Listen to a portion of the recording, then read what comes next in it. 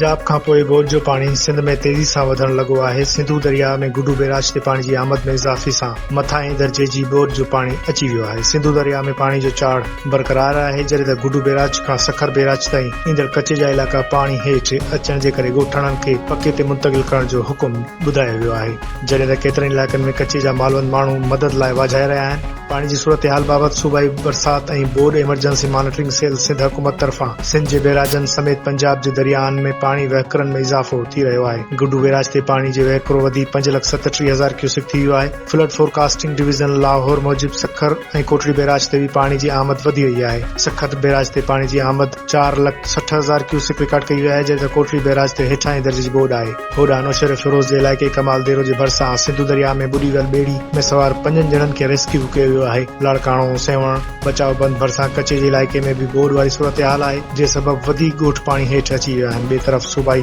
Disaster management authority Sindhu दरिया में गुडू barrage ते अॼु खां सुभाणे 15 सेप्टेम्बर जे दौरान मथाहें दर्जे जी बोड जो अलर्ट जारी करे छॾियो आहे ऐं ॻोठाणनि ऐं कचे में रहंदड़ माण्हुनि खे महफ़ूज़ हंधनि तां मुंतक़िल करण लाइ पिणु अलर्ट जारी कयो वियो आहे। असांजे भेरो ॿियो ॿुधाईंदो पंजाब खां पोइ बोड जो पाणी सिंधु में तेज़ी सां वधण लॻो आहे ऐं अॼु मथाहें दर्जे जी बोड जो इम्कान ज़ाहिर कयो पियो आहे।